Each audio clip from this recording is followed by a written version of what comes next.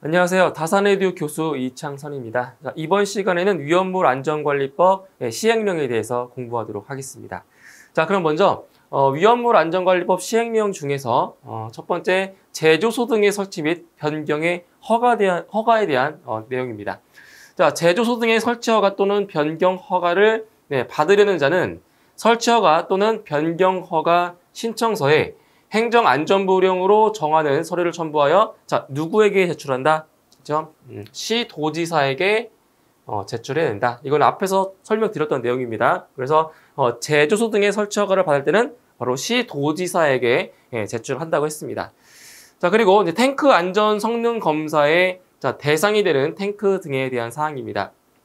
자, 여기서는 몇 가지만 보시면 되는데, 탱크 안전 성능 검사를 받아야 하는 위험물 탱크는 탱크 안전 성능 검사별로 다음에 어느 하나에 해당하는 탱크로 한다. 자, 여기에서 이제 어떠한 검사를 이제 보셔야 되냐면, 여기 나와 있죠. 기초 지반 검사를 좀 암기를 하셔야 됩니다. 기초 지반 검사 같은 경우는 5개 탱크 저장소에 액체 위험물 탱크 중 그 용량이 얼마 이상이다?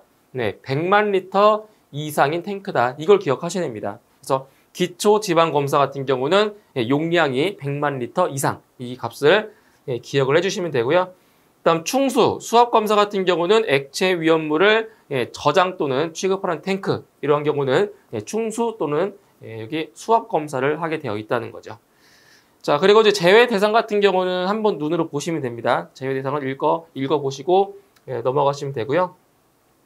자, 그리고 용접부 검사 같은 경우는 5개 탱크 저장소의 액체 위험물 탱크 중 그 용량이 100만 리터 이상인 탱크. 그래서 여기 보시게 되면은 기초 지방 검사와 그리고 용접부 검사의 그 탱크가 동일합니다. 그렇죠? 용량이 100만 리터 이상인 탱크 동일하고요. 그다음 안반 탱크 검사 같은 경우는 액체 위험물을 저장 또는 취급하는 안반 내의 공간을 이용한 탱크. 이 정도 보시면 되겠습니다. 자, 그 다음 완공검사의 신청 등에 대한 사항입니다. 자, 일단 제조소 등에 대한 완공검사를 받고자 하는 자는 이를 누구에게 신청한다? 바로 시도지사에게 신청한다고 했습니다. 이것도 앞에서 설명을 드렸던 내용이고요. 자, 그리고 이제 완공검사 신청을 받은 시도지사는 제조소 등에 대하여 완공검사를 실시하고 완공검사를 실시한 결과 해당 제조소 등이 규정에 따른 기술 기준에 적합하다고 인정하는 때에는 완공검사 합격 확인증을 교부해야 한다라는 거죠. 자, 그리고 이제 네 번째 내용을 보시면 완공검사 합격 확인증을 잃어버려 재교부를 받은 자는 잃어버린 완공검사 합격 확인증을 발견하는 경우에는 이를 며칠 이내에 이를 10일 이내에 그렇죠? 10일 이내에 완공검사 합격 확인증을 재교부한 누구에게 그렇죠. 시도지사에게 제출을 해야 되는 거죠. 그러니까 반납을 하는 겁니다. 다시 찾았을 때 10일 이내에 반납을 해야 된다는 겁니다. 그 다음 내용 보실게요. 자, 1인의 안전관리자를 중복하여 선임할 수 있는 경우입니다. 자, 여기 같은 경우는 두 가지 정도 시험에 나온 적이 있었는데, 일단 이게 위험물 안전관리자, 한 명의 위험물 안전관리자를 중복해서 선임할 수 있는 경우에 대한 내용입니다.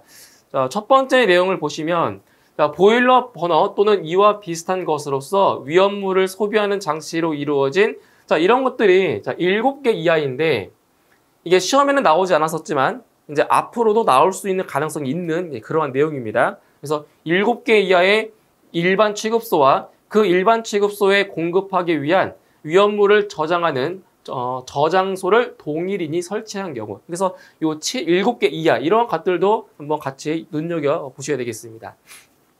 자, 그 다음 위험물을 차량에 고정된 탱크 또는 운반 용기에 옮겨 담기 위한 이런 것도 마찬가지죠. 5개 이하. 5개 이하의 일반 취급소와 그 일반 취급소에 공급하기 위한 위험물을 저장하는 저장소를 동일인이 설치한 경우. 여기도 5개 이하 값을 보시면 되고요. 자, 그 다음 세 번째 내용은 시험에 출제가 된 적이 있었습니다. 자, 동일구 내에 있거나 상호, 여기죠, 100m. 상호 100m 이내의 거리에 있는 저장소로서 저장소의 규모, 저장하는 위험물의 종류 등을 고려하여 행정안전부령이 정하는 저장소를 동일인이 설치한 경우. 시험에 나왔었던 거니까 꼭 암기를 해주시고요. 자, 그다음 네 번째. 자, 다음의 기준에 모두 적합한, 자, 이것도 마찬가지죠. 5개 이하의 제조소 등을 동일인이 설치한 경우. 자, 각 제조소 등이 동일구 내에 위치하거나, 여기도 마찬가지 상호 100m, 상호 100m 이내의 거리에 있을 것. 그리고 각 제조소 등에서 저장 또는 취급하는 위험물의 최대 수량이 지정 수량의 3,000배 미만일 것. 단 저장소의 경우에는 그렇지 않다. 그래서 여기 보시면 요 100m 이내라는 것과 그리고 이제 지정 수량의 요 3,000배 미만이다. 요게 이제 빈칸 괄호를 해놓고 채워주는 문제가 출제가 되고 있습니다. 그래서 100m 이내 그리고 3,000배 미만이라는 값 기억을 해주시면 되겠습니다. 자, 그다음 이제 탱크 시험자의 등록 기준에 대한 사항입니다. 자, 탱크 시험자로 등록하고자 하는 자는 등록 신청서에 행정안전부령이 정하는 서류를 첨부하여 바로 시도지사에게 제출을 한다는 거죠. 그래서 탱크 시험자로 등록하기 위해서는 시도지사에게 이제 등록을 한다라는 얘기입니다. 자, 그다음 시도지사는 등록 신청을 접수한 경우에 다음에 어느 하나에 해당하는 경우를 제외하고는 등록을 해줘야 한다. 그래서 여기 있는 이 세 가지 같은 경우는 바로 등록을 해주지 않아도 되는 경우가 되겠습니다. 자, 기술 능력, 시설 및 장비 기준을 갖추지 못한 경우, 등록을 신청한 자가 탱크 시험자 등록 결격 사유 중 어느 하나에 해당하는 경우, 그리고 그 밖의 법, 이영 또는 다른 법령에 따른 제한에 위반되는 경우, 이러한 경우에 대해서는 등록을 해주지 않아도 되는 경우가 되겠습니다. 자, 그 다음 이제 관계인이 예방 규정을 정해야 할 제조소 등입니다. 자, 이 부분은 시험에 상당히 자주 나오는 내용입니다. 꼭 기억을 해주시는데, 자, 어떤 내용을 암기를 해주시냐면, 여기 나와 있는 거 있죠. 10배 이상, 100배 이상, 이런 값이 있어요. 몇 배 이상인지. 이래서 어렵습니다. 헷갈려요. 그래서 10배 이상, 100배 이상, 150배 이상, 그리고 200배 이상. 자, 그럼 이거 어떻게 암기를 하시냐면, 같이 매치를 시켜줘야 돼요. 매치. 그러니까 지정 수량의 10배 이상의 위험물을 저장하는 제조소. 그러니까 제조소 같은 경우는 10배 이상. 이렇게 같이 매치를 시켜서 암기를 해주셔야 돼요. 그리고 지정 수량의 100배 이상의 위험물을 저장하는 5개 저장소. 그래서 5개 저장소는 100배 이상이고요. 그 다음 지정 수량의 150배 이상의 위험물을 저장하는 옥내 저장소. 옥내 저장소. 그리고 지정 수량의 200배 이상의 위험물을 저장하는 5개 탱크 저장소. 이렇게 매치시켜서 암기를 하셔야 됩니다. 단순히 이 배수만 암기하실 것이 아니라 매치를 잘 시켜주셔야 돼요. 자, 그리고 시험에 나왔었던 게 이제 이송 취급소. 이런 것도 나온 적이 있었죠. 이송 취급소.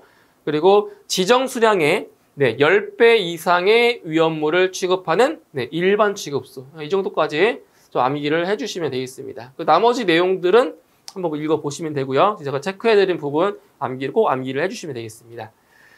자, 그 다음 정기점검의 대상인 제조소 등입니다. 자, 이게 좀 전에 썼던 거 있죠. 예방 규정을 정해야 할 제조소 등과 유사하기 때문에 헷갈려요. 여기 잘 보세요. 자, 지정 수량의 10배 이상의 위험물을 취급하는 제조소가 있고요. 그 다음에 이제 시험에 나왔었던 게 지정 수량의 200배 이상의 위험물을 저장하는 5개 탱크 저장소. 그리고 이송 취급소. 이렇게 돼 있죠. 그 다음에 또 있어요. 밑에. 지하 탱크 저장소도 있고요. 이동 탱크 저장소도 있습니다. 이것은 정기 점검을 받아야 되는 그러한 제조소 등이라고 보시면 되겠습니다. 정기 점검이에요. 그러니까 여기에 있는 내용은 예방 규정을 정해야 되는 것. 이쪽에 있는 것은 정기 점검을 받아야 되는 그러한 대상이라고 보시면 되겠습니다. 자, 그 다음 이제 정기 검사입니다. 자, 아까 했던 건 정기 점검이고요. 여기는 정기 검사예요. 그래서 정기 검사의 대상인 제조소 등 같은 경우는 한 가지만 기억하시면 되는데, 자, 액체 위험물을 저장 또는 취급하는 이 용량을 기억하시면 됩니다. 50만 리터 이상의 5개 탱크 저장소다. 50만 리터 이상을 기억하세요. 그래서 정기 검사를 받아야 되는 그러한 제조소 등은 여러 액체 위험물을 저장 또는 취급하는 50만 리터 이상의 5개 탱크 저장소라는 거, 이 용량을 기억하시면 되겠습니다.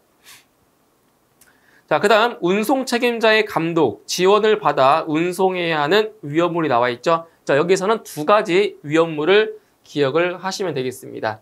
자, 운송 책임자의 감독과 지원을 받아서 바로 운송해야 하는 위험물 두 가지, 바로 알킬 알루미늄, 요 암기하셔야 돼요. 알킬 알루미늄과 그리고 알킬 리튬, 두 가지 위험물을 암기해 주시면 되겠습니다.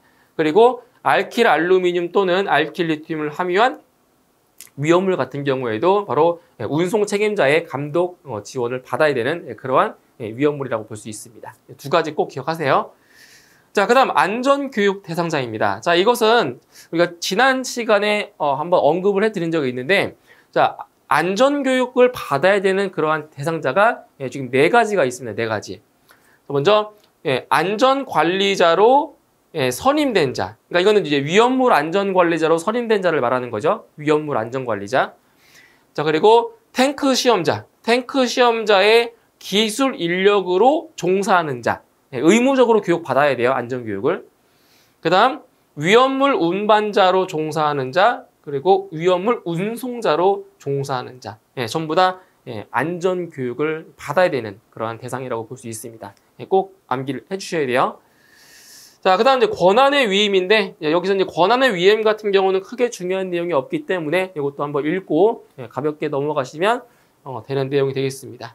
자, 다음은 업무의 위탁에 대한 사항입니다. 자, 일단 소방청장은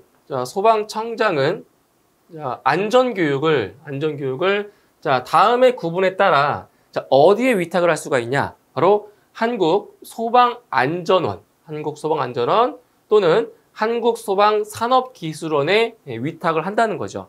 자, 그럼 이때 자, 어떠한 사람들이 이제 한국소방안전원에서 교육을 받는지, 그리고 어떠한 사람들이 한국소방산업기술원에서 안전교육을 받는지 이제 구분이 되어 있습니다.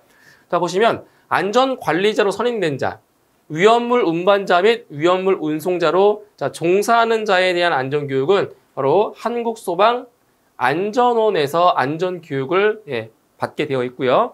그리고 탱크 시험자의 기술 인력으로 종사하는 자에 대한 안전교육은 바로 한국소방산업기술원에서 교육을 받을 수 있습니다. 자, 그리고 이제 시도지사 같은 경우는 자, 다음의 업무를 어디에? 한국소방산업기술원에 위탁을 한다는 겁니다. 시도지사가 자, 다음의 업무를 한국소방산업기술원에 위탁을 하는데, 자, 어떠한 내용이냐면 탱크 안전 성능 검사 중 다음의 탱크에 대한 탱크 안전 성능 검사입니다. 자, 어떠한 검사냐면 자, 용량이 100만 리터 이상인 액체 위험물을 저장하는 탱크에 대한 탱크 안전 성능 검사고요. 그리고 이제 안반 탱크의 탱크 안전 성능 검사를 이제 한국소방산업기술원에서 위탁해서 이제 검사를 한다는 얘기입니다. 자, 그다음 완공 검사 중에서 다음에 완공 검사입니다. 자, 여기서 이제 수치를 좀 기억을 하셔야 되겠죠. 자, 지정 수량의 3,000배 이상의 자, 위험물을 취급하는 제조소 또는 일반 취급소의 설치 또는 변경에 따른 완공 검사가 있고요. 자, 3,000배 이상 암기하셔야 됩니다. 자, 그리고 5개 탱크 저장소인데 저장 용량이 얼마 이상이냐? 50만 리터 이상인 것만 해당이 되는 거예요. 저장 용량이 50만 리터 이상인 5개 탱크 저장소 또는 안반 탱크 저장소의 설치 또는 변경에 따른 완공 검사. 자, 이러한 사항에 대해서 한국소방산업기술원에서 업무를 위탁 받아서 할 수 있다는 겁니다. 자, 이제 그다음 내용 보실게요. 자, 여기는 이제 위험물 및 지정 수량입니다. 자, 위험물 같은 경우는 크게 6가지로 분류를 하고 있죠. 제1류 위험물부터 제6류 위험물까지 6가지로 분류하고 있는데, 자, 여기에서는 이제 어떠한 사항들을 아셔야 되냐면, 자, 각 위험물별로 위험물의 성질도 알고 계셔야 되는 거고요. 그리고 각 위험물에 어떠한 위험물이 들어있는지, 그리고 그 위험물의 지정 수량까지 암기를 해야 됩니다. 그래서 이 부분이 상당히 중요한 부분이면서 암기할 내용이 많습니다. 시험에 잘 나오는 부분이에요. 자, 하나씩 볼게요. 먼저 제1류 위험물 같은 경우는 성질이 산화성 고체죠. 산화성 고체입니다. 제1류 위험물. 자, 대표적인 거 몇 개만 짚어볼게요. 자, 먼저 아염소산 염류가 있고요. 그 다음에 브롬산 염류, 그 다음에 중크롬산 염류, 그리고 염소산 염류, 무기과산화물, 질산 염류. 자, 이게 대표적인 이제 제1류 위험물인데, 자, 이 명칭에서, 이 품명에서, 자, 좀 공통점이 보이죠, 공통점. 마지막에 끝나는 부분이 무슨 염류, 그쵸? 자, 염류로 끝나요, 염류로. 이렇게 염류로 끝나는 것들은 대부분 전부 다 제1류 위험물이라고 보시면 됩니다. 무슨 염류. 그럼 이건 제1류 위험물인 거예요. 자, 그리고 이 품명에 따른 지정 수량까지 물어보는 문제가 출제가 되고 있습니다. 그래서 대표적인 게 이제 브롬산 염류 같은 경우는 지정 수량이 300kg이죠. 300kg. 그리고 중크롬산 염류 같은 경우는 1000kg. 이렇게 해서 품명과 그 품명에 따른 지정 수량까지 같이 암기하셔야 됩니다. 그래서 어려운 거예요. 어려워요. 자, 그 다음 제2류 위험물 같은 경우는 성질이 가연성 고체죠. 가연성 고체에 해당이 되고요. 자, 대표적인 품명에는 뭐가 있냐? 황화림, 유황, 그리고 인화성 고체, 철분, 그리고 마그네슘. 그러니까 제가 지금 설명드린 부분은 시험에 한 번 이상씩은 다 나왔던 그런 내용들인 거예요. 자, 그리고 이제 지정 수량 같은 경우는 황화린이 100kg, 유황이 100kg, 그리고 인화성 고체 1000kg, 그리고 철분 500kg. 이 정도 나온 적이 있었죠. 기억하시고요. 자, 그 다음 제3류 위험물 같은 경우는 자, 자연 발화성 물질 및 금수성 물질에 해당이 됩니다. 자연 발화성 및 금수성 물질. 자, 대표적인 이제 품명이 뭐가 있냐? 칼륨이 있고요. 알키랄루미늄, 그다음에 황린, 그다음에 여기 보시면 알칼리 토금속. 이 정도 대표적인 품명이 있고요. 그다음에 지정 수량 같은 경우는 한 이 정도 나왔었네요. 알칼리 토금속, 알칼리 금속 및 알칼리 토금속 같은 경우는 지정 수량이 50kg입니다. 이 정도 기억을 하시면 되겠습니다. 자, 그 다음 제4류 위험물의 성질은 인화성 액체죠. 인화성 액체. 자, 우리가 흔히 알고 있는 뭐 휘발유, 뭐 경유, 등유 이런 것들이 전부 다 이제 인화성 액체에 들어가는데, 자, 보시면 특수 인화물이 있어요. 알코올류, 그 다음에 동식물 유류. 이 정도 보시면 되고요. 인화성 액체는 이제 뒤에 가서 좀 더 자세하게 다룰 겁니다. 자, 그 다음 제5류 위험물은 자기 반응성 물질이죠. 자기 반응성 물질. 자, 대표적인 품명에는 자, 유기과산화물. 자, 이게 아까 그 제1류 위험물 같은 경우에는 무기과산화물이죠. 무기과산화물인데 유기과산화물은 제5류입니다. 두 개 헷갈려요. 무기과산화물이 1류고요. 유기과산화물이 5류입니다. 5류. 네. 그다음 니트로 화합물, 히드라진 유도체, 질산 에스테르류. 이렇게 대표적으로 있고요. 그 다음에 지정 수량 같은 경우는 뭐 시험에 나온 적이 없었어요. 그래서 뭐 이거는 이제 품명 정도까지만 좀 보시면 될 것 같습니다. 자, 그 다음 제6류 위험물은 산화성 액체죠. 산화성 액체. 자, 대표적인 품명에는 과염소산, 질산, 그리고 과산화수소 이런 것들이 대표적인 제6류 위험물이라고 볼 수 있습니다. 자, 그리고 이제 지정 수량 같은 경우는 과염소산이 지정 수량 300kg 이 정도. 그래서 여기 위험물 및 지정 수량에 대한 요 내용이 있죠. 상당히 중요한 부분이기 때문에 여기에 시간을 많이 투자하셔서 꼭 많이 암기를 하셔야 되겠습니다. 중요한 부분입니다. 자, 그리고 이제 아까 그 위험물 중에서 제4류 위험물, 즉 인화성 액체를 제가 조금 더 자세히 다룬다고 했죠. 자, 여기 나와 있는 표입니다. 자, 제4류 위험물은 이제 인화성 액체인데, 자, 품명이 이제 무엇이 있었어요? 품명? 특수 인화물 있었죠, 아까. 그 다음에 동식물 유류도 있었고요. 자, 그리고 알코올류도 있어요. 알코올류. 근데 이제 석유류 같은 경우는 제1석유류부터 제4석유류까지 보시면 1석유류, 2석유류, 3석유류, 4석유류. 자, 이렇게 네 가지로 분류가 됩니다. 석유류 같은 경우는. 그런데 여기서 이 석유류는 어떠한 기준으로 자, 석유류를 분류를 하냐? 바로 여기 나와 있는 인화점에 따라서 석유류를 분류하는 겁니다. 그래서 제1석유류 같은 경우는 21도씨 미만입니다. 인화점이. 그리고 이제 제2석유류는 21도에서 70도. 그리고 제3석유류는 70도에서 200도 미만. 그리고 제4석유류는 200도에서 250도 미만. 그래서 인화점을 기준으로 석유류가 분류가 되는 겁니다.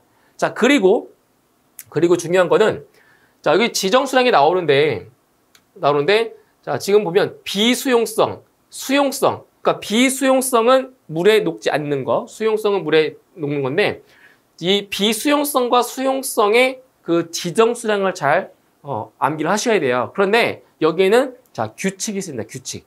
자, 어떤 규칙이냐면, 지금 수용성이 비수용성의 몇 배예요? 2배. 여기 보세요. 수용성이 비수용성의 2배입니다. 2배. 여기도 마찬가지로 2배.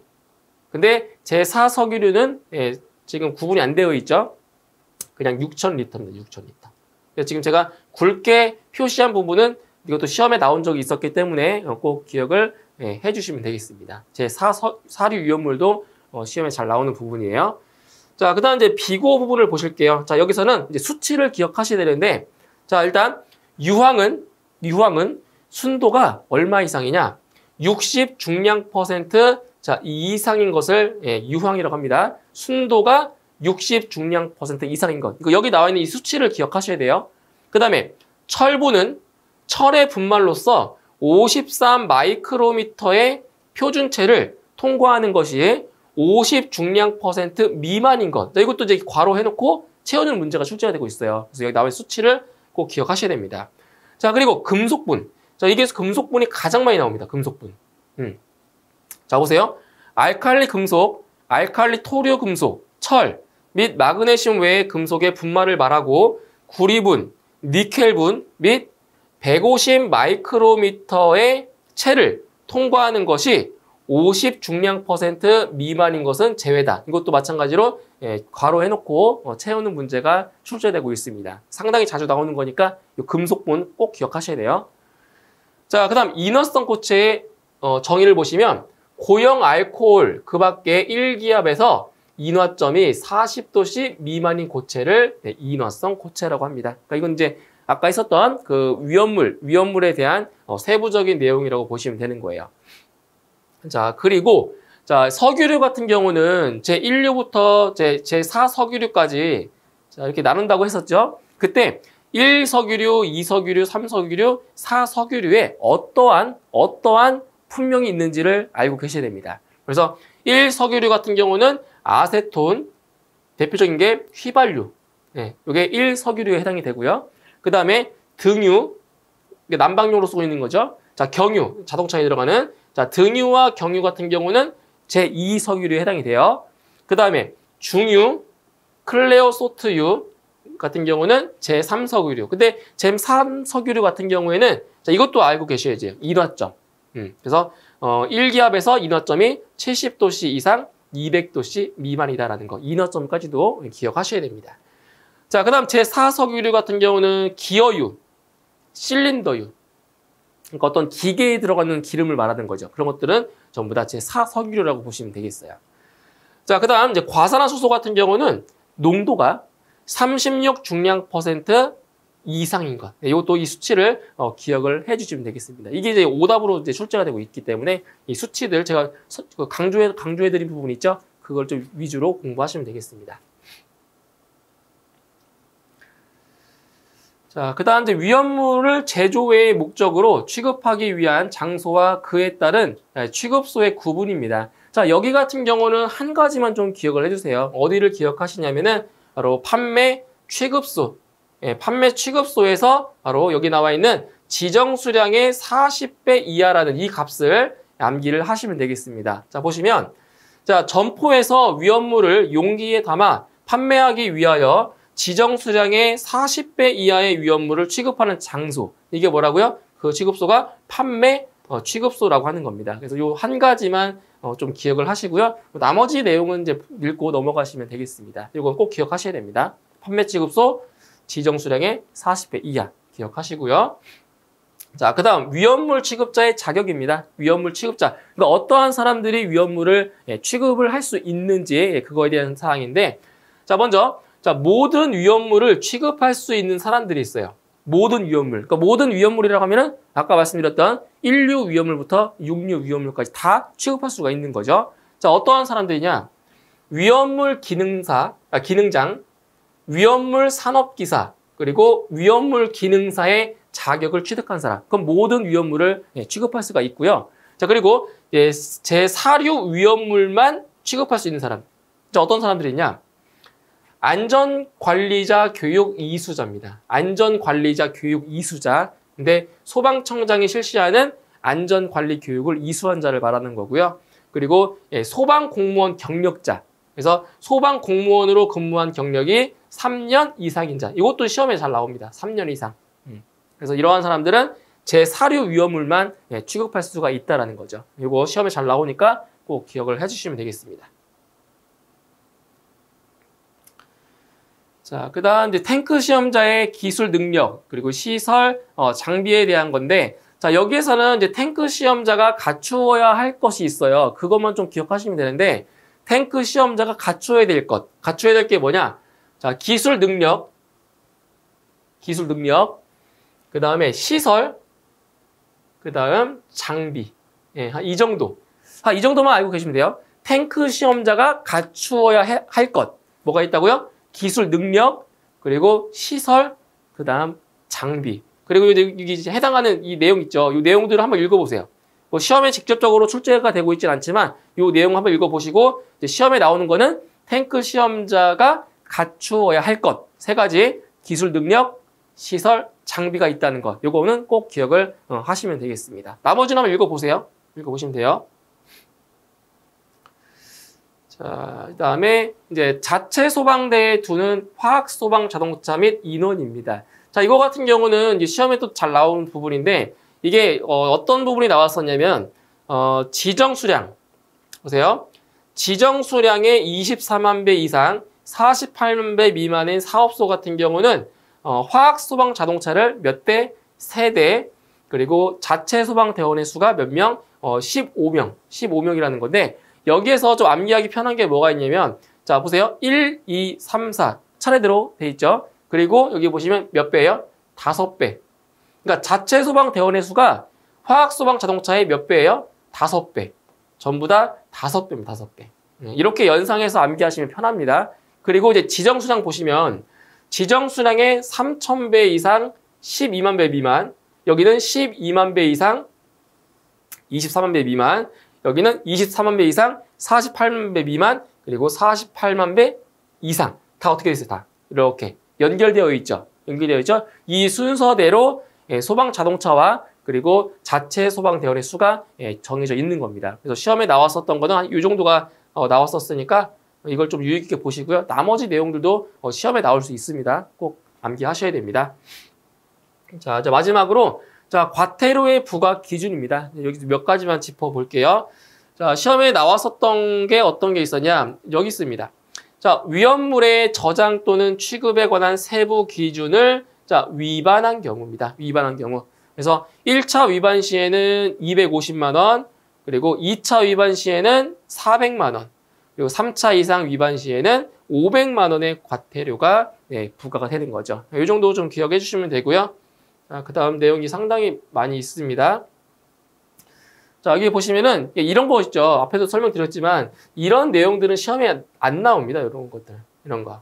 예? 뭐 신고 기한이 얼마 이상, 얼마 이내일 때 이런 거 시험에 안 나옵니다. 이거 그냥 참고 삼아 보시면 되고요. 여기도 마찬가지예요. 여기도 마찬가지로 그냥 참고 삼아서 한번 보시면 됩니다. 보시면 되고요. 자, 여기도 이제 그런 내용들이 많이 있는데 자, 이거 하나 볼게요. 자, 예방 규정을 준수하지 않은 경우. 자, 1차 위반 시에는 250만 원, 2차 위반 시에 400만 원, 그리고 3차 이상 위반 시에 500만 원. 이런 것들은 이제 앞으로 시험에 나올 소지가 있는 그러한 내용들인 거죠. 그리고 뭐 정기 점검 결과를 기록하지 않거나 보존하지 않은 경우 이런 것도 얼마든지 출제가 될 수 있는 그러한 내용들입니다. 그리고 한 가지 더 말씀드리면 이런 것들. 위험물의 운반에 관한 세부 기준을 위반한 경우 이 정도도 한번 유의 깊게 보실 필요가 있겠습니다. 자, 여기까지 해서 이번 시간에는 위험물 안전관리법 시행령에 대해서 같이 알아봤고요. 저는 다음 시간에 위험물 안전관리법 시행 규칙에 대해서 설명드리도록 하겠습니다. 수고하셨습니다.